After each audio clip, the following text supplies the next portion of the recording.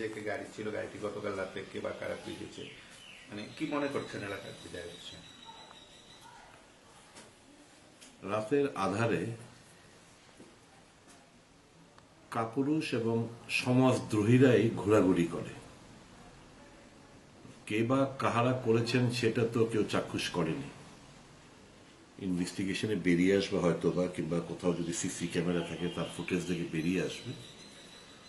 তবে যারাই করেছেন তারা সমাজের কীট, দুষ্কৃতিকারী এবং একটা ন্যাক্কারজনক ঘটনা, কাপুরুষতম ঘটনা।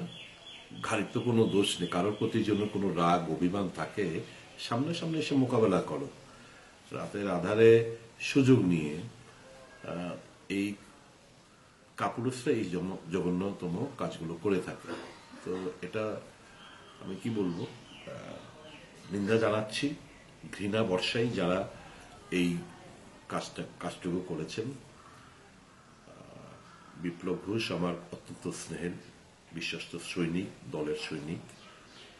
তো যেহেতু আমার সঙ্গে চলে কিংবা আমার খুব কাছের লোক বলে তাকে কিছু কথা বলার কিংবা কোনো জায়গায়, তার শত্রু নেই, খুব ভালো ছেলে, তার কোনো শত্রু নেই, কারোর সঙ্গে কোনোদিন জোরে আওয়াজ দিয়ে কথা বলে না। এবং আমি এই সমস্ত ছেলেদের সঙ্গে কথা, যারা মানে একটু মস্তান টাইপ, গুন্ডা টাইপ, এদের সঙ্গে আমি দূরত্ব বজায় রেখে বরাবরই।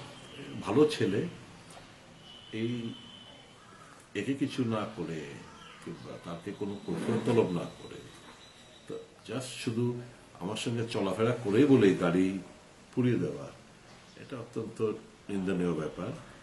তো দেখা যাক, আমরা এখন থেকে সজাগ দৃষ্টি রাখবো, ছেলেদের বলবো যে রাত্রিবেলা কারা এই সমাজদ্রোহীরা যারা ঘোরাঘুরি করে, সকল যেন এটা নজর রাখে। তো এখন থেকে আমাদের নজর থাকবে।